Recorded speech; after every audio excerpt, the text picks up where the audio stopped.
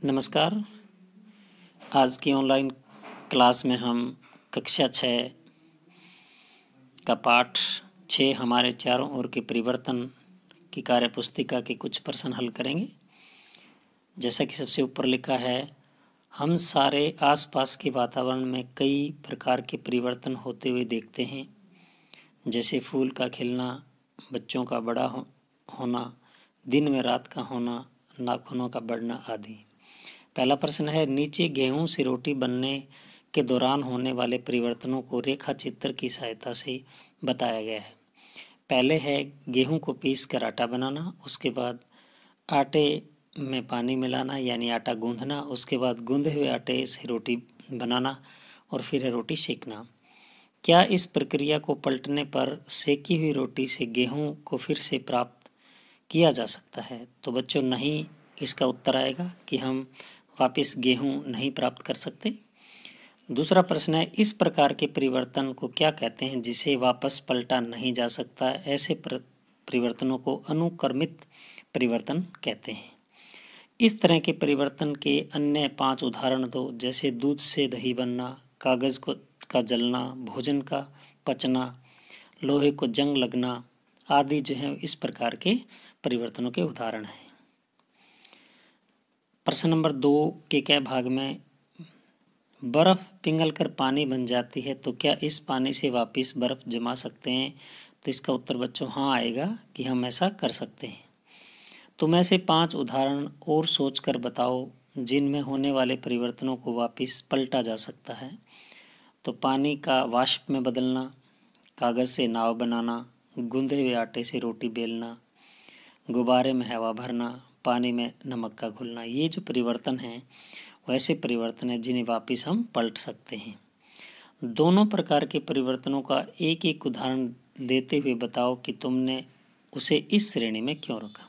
जैसे पहले हम लेते हैं दूध से दही बनना। एक अनुक्रमित परिवर्तन है क्योंकि इसे पलटा नहीं जा सकता। दूसरा हमने लिया है गुब्बारे में हवा भरना। एक उत्क्रमित परिवर्तन है क्योंकि हवा निकालने के बाद गुब्बारा पहली स्थिति में आ जाता है, यानी वापस इस परिवर्तन को पलटा जा सकता है। प्रश्न नंबर 4 में चित्र दिया गया है। एक बच्चे को बड़ा होते हुए दिखाया गया है। बच्चे से बड़ा होने में मनुष्य के शरीर में क्या क्या परिवर्तन होते हैं लिखना है। तो इसमें बच्चों जैसे लंबाई का बढ़ना, शरीर के आकार में परिवर्तन होना, बालों का काले से सफ़ेद होना, दाढ़ी व मूंछों का आना आदि परिवर्तन जो है हमारे बच्चे से बड़े होने में होते हैं। अपने दादाजी से चर्चा करो, क्या अब वो वापस बच्चे बन सकते हैं? तो नहीं। ये परिवर्तन उत्क्रमित हैं या अनुत्क्रमित? ये परिवर्तन जो है अनुत्क्रमित परिवर्तन होते हैं।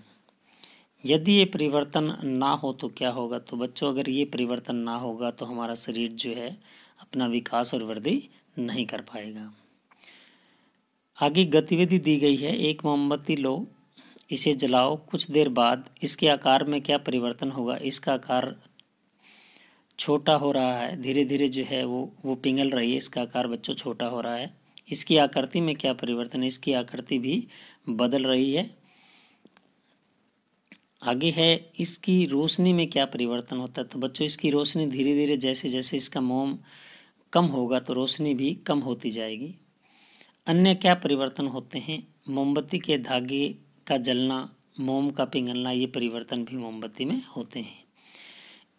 इनमें से कौन से परिवर्तन उत्क्रमित हैं और कौन से अनुत्क्रमित? तो मोम का पिघलना जो बच्चों उत्क्रमित परिवर्तन है, उस पिघले हुए मोम से दोबारा हम मोमबत्ती को बना सकते हैं, उसे पलटा जा सकता है। मोमबत्ती के धागे का जलना अनुत्क्रमित परिवर्तन है, उसे पलटा नहीं जा सकता।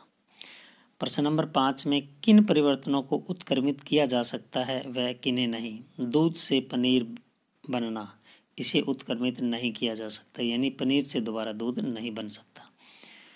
फूल से फल बनना, इसे भी हम उत्क्रमित नहीं कर सकते। गुब्बारे का फूलना, इसे हम उत्क्रमित कर सकते हैं। कपड़े भीग जाना, इसे हम उत्क्रमित कर सकते हैं क्योंकि कपड़े वापस सूख जाएंगे। कोयले का जलना, इसे हम उत्क्रमित नहीं कर सकते। निम्न कथनों को पढ़कर सही या गलत के निशान लगाओ व गलत कथनों को ठीक करके लिखो। किसी पदार्थ को गर्म करने से उसकी स्थिति में परिवर्तन होता है। तो इसमें हाँ उत्तर आएगा, सही है ये। जिन परिवर्तनों में हम वस्तु को पहली स्थिति को फिर से प्राप्त कर सकते हैं उस अनुत्क्रमित कहलाते हैं। ये गलत है, ऐसे परिवर्तनों को हम उत्क्रमित कहते हैं।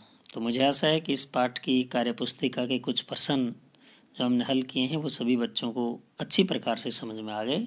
धन्यवाद।